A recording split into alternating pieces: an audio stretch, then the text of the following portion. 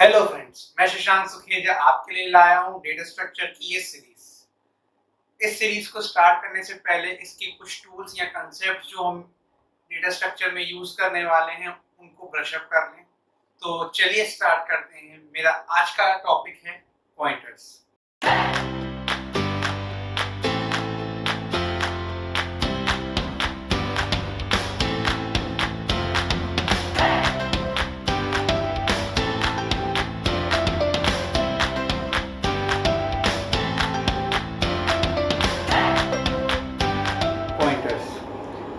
तो दोस्तों, आपने सुना होगा C++ में सबसे ज़्यादा एक जो इशू आता है बच्चों को, वो आता है पॉइंटर्स में।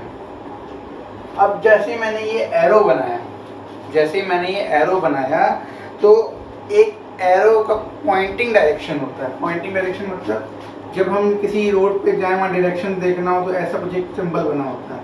तो ये क्या कर रहा होता है, ये एक डायरेक्शन दे रहा होता है कि इस तरफ जाना है या इस तरफ जाओ। इसी तरीके से पॉइंटर भी हमारा डायरेक्शन देने का काम करता है। जैसे आधार कार्ड होता है आपका, तो आधार कार्ड में क्या होती है, एड्रेस। ये एड्रेस पॉइंट करती है कि आप या ऑब्जेक्ट या आप कहाँ रहते हो। Am I correct? तो आपका आधार कार्ड डिसाइड करता है कि आप कहाँ रहते हो। अगर आपका आधार कार्ड में एड्रेस दिल्ली का है तो आप दिल्ली रहते हो, तो आप मिलोगे कहाँ, दिल्ली में मिलोगे। एग्जैक्टली इसी तरीके से पॉइंटर्स भी होते हैं। तो सबसे पहले स्टार्ट करते हैं कि पॉइंटर होते क्या हैं। सो इससे हमारा एक टॉपिक उठता है, व्हाट इज पॉइंटर। ठीक है, तो मैंने बोला पॉइंटर क्या है, तो सबसे पहले इसकी डेफिनेशन सुन लेते हैं। Pointer is an address variable that holds the address of the data and not data itself. मतलब जो हमारा पॉइंटर है वो क्या है, data variable.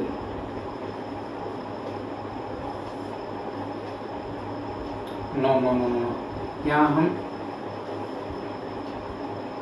It is a address variable. ठीक है, होल्ड क्या करता है, holds the address of the data and not data itself. मतलब ये एड्रेस होल्ड करता है डेटा का, डेटा नहीं। समझ गए? तो जब हम इस कंसेप्ट में आते हैं तो हमको पता, पहला पॉइंट क्या है हमारा, एड्रेस वेरिएबल क्या होल्ड करता है, एड्रेस। आइए इसको हम एक एग्जाम्पल के थ्रू समझते हैं, पर उससे पहले एक टर्म से हमको क्लियर होना पड़ेगा, तभी हम उस एग्जाम्पल में उस चीज़ को समझ पाएंगे, जो कि है वेरिएबल। जिन्होंने C++ पढ़ी होगी उनको वेरिएबल की डेफिनेशन पता होगा। Variable is a named place in memory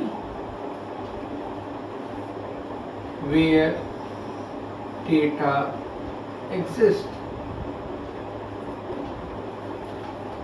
ठीक है, तो वो एक मेमोरी में स्पेस का जो नाम होता है और जो वेरी करता है पूरे प्रोग्राम में, उसको हम क्या बोलते हैं, variable.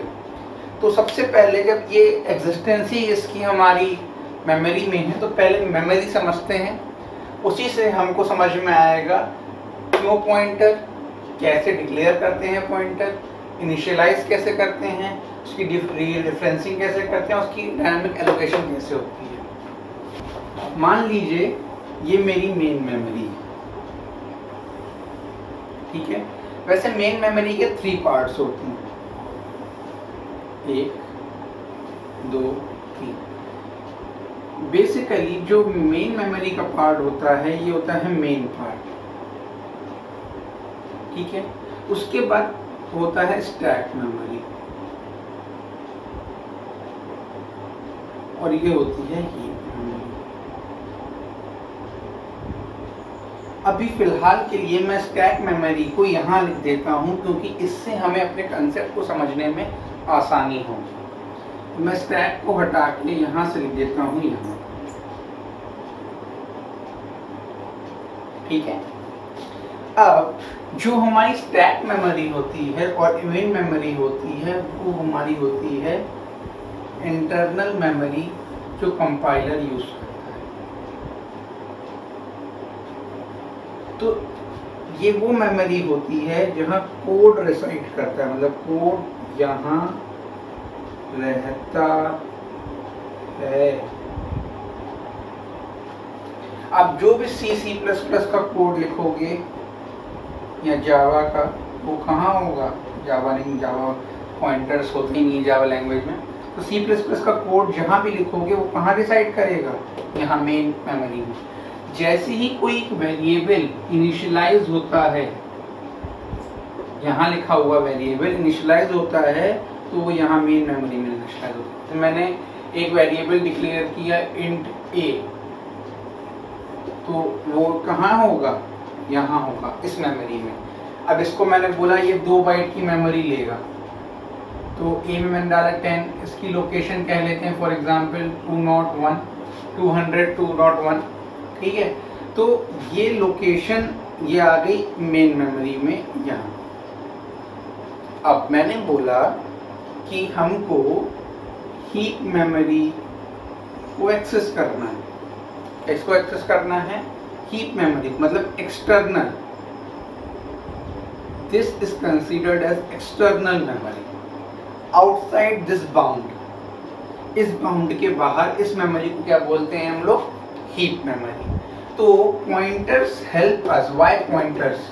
Pointers help us to access this external memory. Understood? मतलब जब हमको कोई एक्सटर्नल मेमोरी या एक्सटर्नल रिसोर्स को यूज करना होता है तो हम किसका यूज करते हैं? पॉइंटर का। अब वो होता कैसे है? जैसे मैंने हमारी एक ये मेमोरी है, ठीक है, मैंने एक पॉइंटर बनाया p, जो किसकी वैल्यू ले रखी है? जिसने एड्रेस ले रखी है 200, तो वो किसको पॉइंट कर रहा है? इस a को पॉइंट कर रहा है, जिसकी एड्रेस क्या है? 200 201 और इसके अंदर डेटा क्या है? 10। इसी तरीके से जो ये पॉइंटिंग डायरेक्शन है ये इनडायरेक्टली डेटा को शो करता है। क्या शो करता है? इनडायरेक्टली डेटा को रिप्रेजेंट या कह सकते हैं एक्सेस करता है। यहां तक क्लियर है? तो ये समझ में आ गया कि वाई पॉइंटर्स। तो वाई पॉइंटर्स के हमें 3 क्वेश्चन मिले। एक्सटर्नल मेमोरी,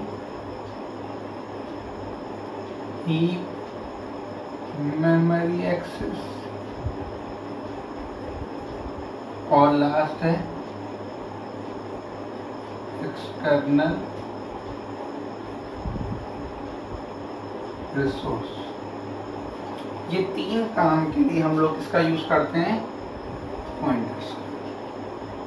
इसीलिए अगर मैं इसकी लोकेशन बोलता हूँ 500 501 है, तो मैं कहता हूँ ये अगर मैं इसमें 500 डाल दूँ तो ये मेन मेमोरी में रह के एक्सटर्नल मेमोरी के डेटा को क्या कर लेगा?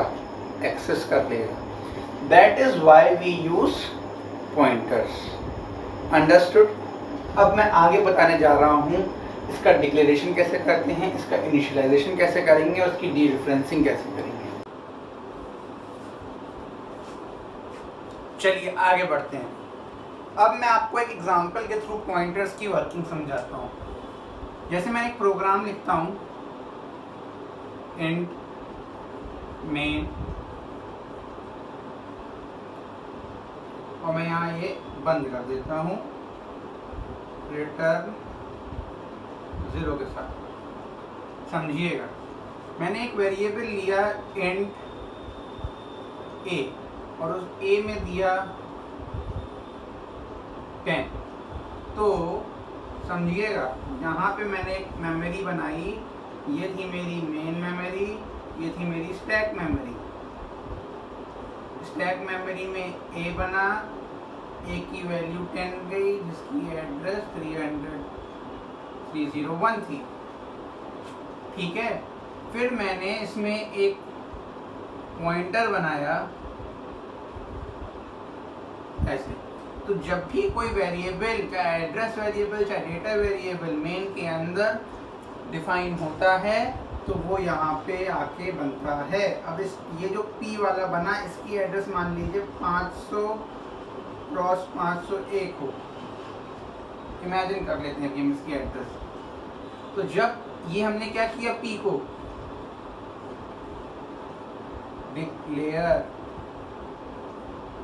डिक्लेरेशन हो गया। अगला, इस P में मैंने इसकी एड्रेस डाली, ये क्या हुआ, इनिशियलाइज।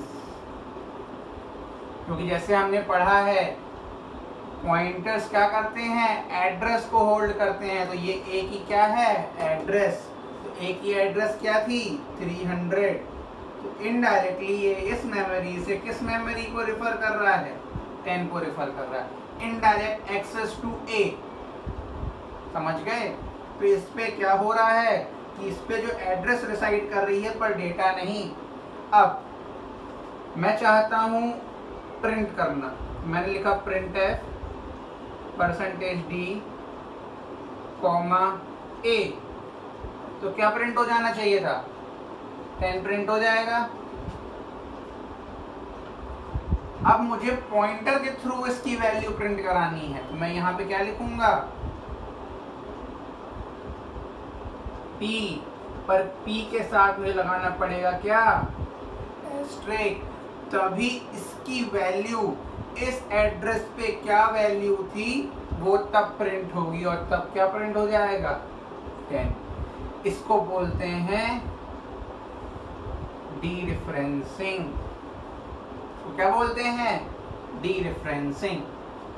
क्लियर हो गया। चलिए, अब हमने ये तो पढ़ लिया कि जैसे ही हमने यहाँ मेन मेमोरी में किया तो हमारा स्टैक मेमोरी में हो गया।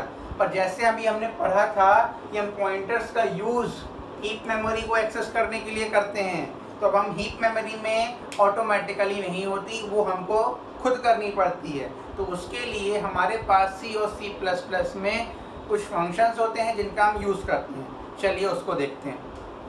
मैंने लिया एक पॉइंटर इंट एस्टेरिस्क P, ठीक है। अब इस P को हीप मेमोरी में, ये P बन गया यहाँ। अब हमको हीप मेमोरी में एक एरे बनाना है, तो हम P के सामने लिखेंगे P = इंट एस्टेरिस्क। एक C में होता है malloc फंक्शन, ये हमको हेल्प करता है आउटर साइड हीप मेमोरी में अपना वेरिएबल असाइन करने की। तो इस मेमोरी में मुझे 5 एलिमेंट्स का एरे चाहिए। जैसे तो मैंने 5 लिखा और मल्टीप्लाइड बाई उसका साइज होता है malloc के अंदर बेसिकली कितने एलिमेंट्स होंगे और एक का साइज। तो इसके बाद मैंने लिखा साइज ऑफ इंट, ठीक है। तो ये हमारा किसका है, C का कमांड है। ये चलते ही इसके लिए हमारे पास लाइब्रेरी होती है stdlib.h।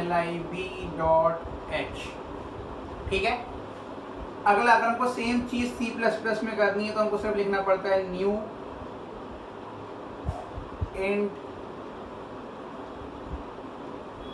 5। तो ये कमांड भी हीप में एक 5 के साइज का एरे बना देती है, 1 2 3 4 5। और यूजिंग दिस ये है C++ की कमांड।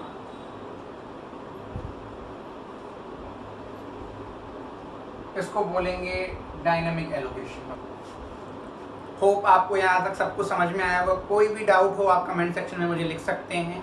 तो प्लीज़ इस चैनल को सब्सक्राइब करिए, शेयर करिए और इस लिंक को जितने से ज़्यादा फॉरवर्ड कर सकते हैं प्लीज़ करिए। और मेरी अगली वीडियो के लिए स्टे ट्यून्ड।